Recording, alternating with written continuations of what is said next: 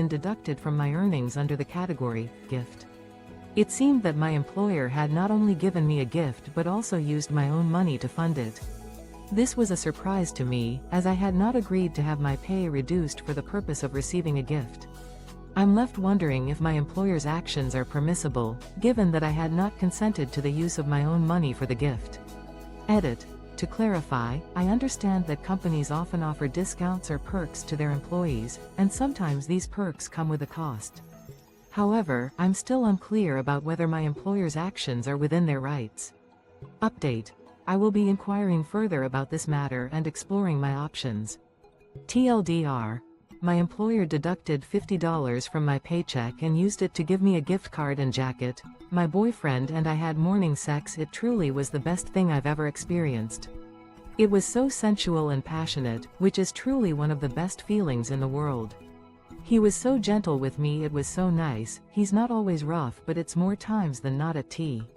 That morning with my partner was an unforgettable experience. The intimate connection we shared was absolutely exhilarating, and it's a feeling that I'll always treasure. His tender touch and affectionate kisses sent shivers down my spine, and for a moment, everything else faded into the background.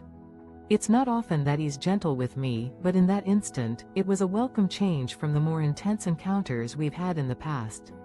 I must admit that I often appreciate his passion, but there's something special about the way he makes me feel when we slow things down and focus on the sensations. It's as if we're able to connect on a deeper level, and the intimacy between us becomes even more profound. Waking up to his loving caresses was truly magical, and it's left an indelible mark on my mind. I couldn't help but think about that moment all day today, and I felt compelled to share my thoughts with someone. It's a memory that I'll carry with me for a long time to come, and one that I'll cherish for its beauty and simplicity. My husband re-proposed. We just celebrated our 10-year anniversary. We got married really young and have gone through a lot of ups and downs. But he got down on one knee and gave me a new ring and asked me to marry him again with a real wedding. We got married at a courthouse with a second chance at forever. As we marked the milestone of a decade together, my husband took me on a journey down memory lane. We exchanged our vows in a quiet courthouse ceremony, but our youth and new love blinded us to the beauty of a full-blown wedding celebration. Now, as we've navigated life's ups and downs side by side, he surprised me with a heartfelt gesture that left me speechless. He dropped to one knee and handed me a stunning new ring. With tears of joy in my eyes, he asked me to marry him all over again, this time surrounded by the magic of a real wedding. I couldn't help but feel grateful for the chance to relive this special moment and for the love that has only grown stronger with time. As I look forward to the next chapter in our journey, I'm excited to create new memories with the one I love. TLDR. My husband proposed again after 10 years of marriage, this time asking for a real wedding to celebrate our love. Tree company cut down the wrong tree. I recently had some tree work done at my home in Connecticut. The arborist wrongfully cut down a 20-foot tree in my yard that was the only source of privacy between my neighbor's home and my home. The work order clearly states they were only. Local tree service firm mistakenly felled a critical tree on my Connecticut property.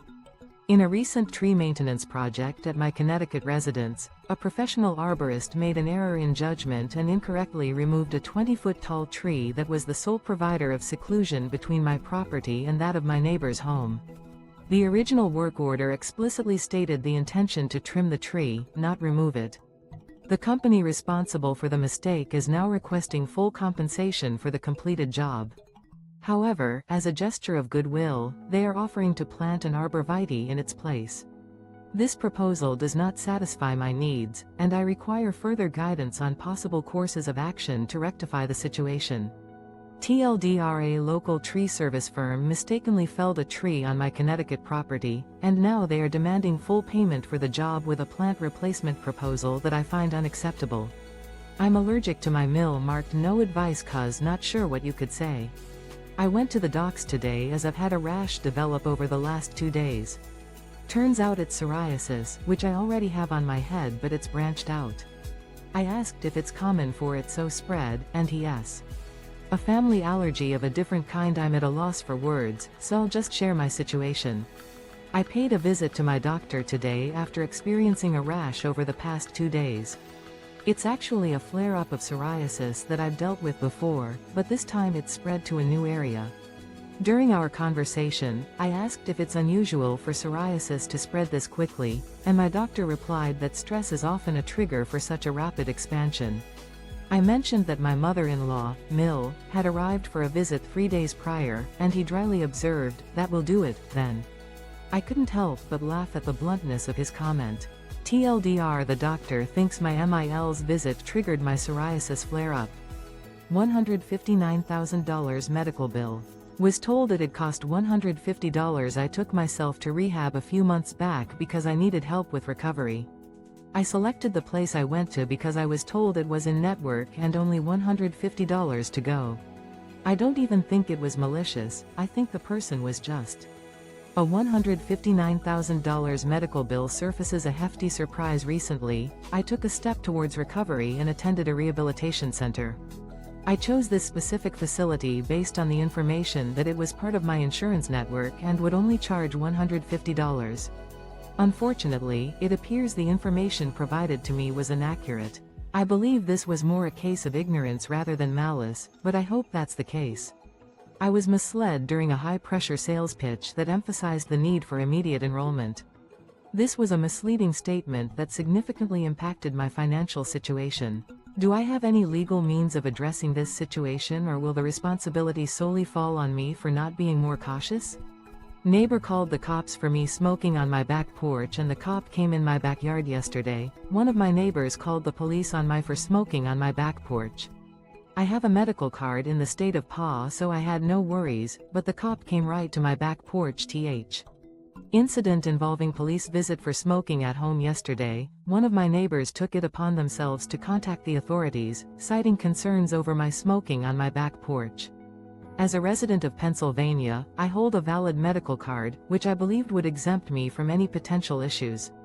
However, the responding officer chose to bypass the traditional front door greeting, instead entering my side yard and approaching my back porch directly. Upon his arrival, the officer simply stated that he had received a call, without prior warning or attempt to gain entry through the front door. Following this unusual approach, our interaction proceeded cordially. As I stood up, provided the officer with my medical card and identification, and he subsequently took note of my contact information before departing. Is such an unannounced visit to a resident's property allowed under the law? Mill stole wedding ring from best man's jacket as a prank. This went down 20 minutes before we were supposed to walk down the aisle. She saw me, and my best man, get more visibly upset the longer it was gone. Let it hang until we were lining up for the procession to walk out. My fiancé, Mill, committed a rather brazen act of mischief, swiping the wedding ring from my best man's jacket 20 minutes before the ceremony. This stunt was supposedly a harmless prank, but it had a profound impact on me. As the minutes ticked by and the ring's disappearance became increasingly apparent, my distress grew. Mill let the situation linger, even as my emotions escalated, until we were lining up to begin the procession.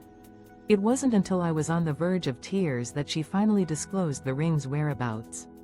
Mill seems perplexed by our reaction, failing to grasp the significance of the lost ring and the emotional turmoil it caused. Her penchant for being the center of attention often leads her to make decisions that prioritize her own desires over the feelings of others. Was I justified in being outraged over this incident, or have I become too invested in this particular issue? I'm gay. For all these years I've tried to deny it by saying things like, "Oh, you don't really like men, it's just a weird phase," or "Everyone's a little gay." But since seeing some videos of people coming out and realizing I have crush on one of my friends, coming to terms with my true identity for what feels like an eternity, I've been attempting to suppress the realization of my feelings by downplaying them as fleeting or superficial. I've made excuses like, "It's just a weird phase," or "Everyone's a little bit attracted to the same sex," hoping to convince myself and others that my emotions were nothing more than a minor aberration. However, after witnessing the courageous confessions of others and developing a genuine crush on one of my closest friends, the facade I had built around myself began to crumble. I finally accepted the truth: I am gay. If this post seems out of place in this community, I apologize. However, I felt compelled to share this with complete strangers, hoping to find solace in their understanding and support. Edit. I'm overwhelmed by the outpouring of support and kindness from this community. Thank you for embracing me and helping me feel seen and heard. Your words mean the world to me. People who overfeed their animals because the chonk is cute should be charged with animal abuse. There's so many health implications that go along with animal obesity, diabetes, joint problems, pancreatitis, so many more. These animals will be suffering. I know individuals who excessively overfeed their pets under the guise of the chonk aesthetic are guilty of animal cruelty. The numerous health consequences associated with animal obesity, including diabetes, joint issues, and pancreatitis, are a stark reality that cannot be ignored. These animals are currently or will be enduring immense suffering. Many share my sentiment, but it's disheartening to witness an obese pet in a community and see the overwhelming majority of comments focus on its perceived cuteness, thickness, or muscular appearance. Only occasionally will someone express concern for the animal's well-being. Let's dispel this misconception. It's not cute, and we should not be promoting it. I'm not cool or pretty anymore, and now my husband wants a divorce edited to remove original post because it's being read on YouTube and TikTok and put in articles which I do not want. If you see this and have used this anywhere else, please take it down. Thank you. AITA. Stripped of youth and beauty, left to face divorce, a sudden and harsh realization has washed over me. The once confident, radiant individual I've become is slowly fading away. I've lost the sense of self-assurance and beauty that was once so deeply ingrained, leaving me questioning every aspect of my life. The weight of this transformation has become increasingly unbearable, as I'm forced to confront the possibility that my marriage may not be able to withstand the changes I'm undergoing. My world is spinning out of control, and I'm struggling to find the words to express my gratitude for the kindness and understanding I've received during this difficult time. Despite the darkness that surrounds me, I've been touched by the numerous awards, heartfelt stories, and expressions of empathy that have brought a glimmer of hope into my life. Your support means the world to me, and I'm eternally grateful for your willingness to lend a listening ear and a comforting presence. Edit. I've removed the original post due to its widespread dissemination on various platforms, including YouTube, TikTok, and published articles. If you've shared this content elsewhere, please consider taking it down to respect the original poster's wishes. Update. This is an update to the original post. My BF put a note in our neighbor's mailbox and the jerk flipped out and is saying he's pressing federal charges. What are the actual consequences? I'm reading conflicting things online. Will it be an insane punitive fine or just the cost of postage for the letter? I know our neighbor's reaction to the note left in their mailbox has escalated, with them claiming they'll pursue federal charges against us. As we navigate this situation, it's difficult to find reliable information online regarding the potential consequences. I'm concerned that we might be facing a severe penalty, but I'm also skeptical about the likelihood of the government becoming involved. Given our rural location in the southern United States, we're accustomed to disputes being resolved informally. However, the neighbor's aggressive behavior, including chasing my partner down the street while threatening to find our residence, raises concerns about their potential intentions. I'm not aware of any laws that prohibit leaving notes in a neighbor's mailbox, and I'm starting to wonder if the neighbor's claims of federal charges are baseless. Does anyone know the actual penalties associated with such an action, and are there any circumstances under which a person might be pursued for something as seemingly minor as this? AITA. For telling my fiancé that I'm not okay with her video chatting her 31-year-old son while she was bathing? I, 47M, went in to use the bathroom earlier this evening and as I walked past the tub, saw my fiancé, 51F, bathing while also video chatting with her son. She immediately go, am I the asshole for expressing my discomfort with my fiancé video chatting her 31-year-old son while she was bathing? As I entered the bathroom earlier this evening, I caught a glimpse of my fiancé, 51F, in the tub, having a video call with her son. Upon seeing me, she quickly ended the call, but I couldn't help but raise an eyebrow. I then casually asked her why she was video chatting with her son while she was in the bath. My fiancé became defensive, stating she was just showing her face and was checking in on her son. I expressed my reservations about the situation, feeling it wasn't suitable. My fiancé became upset and our conversation ended with an uncomfortable silence. I'm not sure if I overreacted or if I should have let the matter slide. Edit. I have a good relationship with my fiancé, but this incident has left a bit of a sour taste. I'd appreciate any perspective on this matter. Update. TLDR. I saw my 51-yo fiancé video chatting with her 31-yo son while she was bathing, and expressed my discomfort with the situation. I'm a recovering addict at the age of 18, basically the titled. I'm an alcoholic but nobody knows, and I have an Adderall addiction. I smoked weed daily also and fucked around with basically any drug I could get.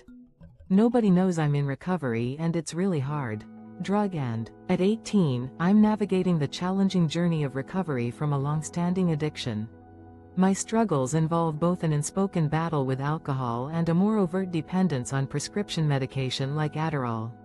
Daily marijuana use and a willingness to try various substances have become deeply ingrained in my lifestyle, one that's been shaped by my upbringing and surroundings. The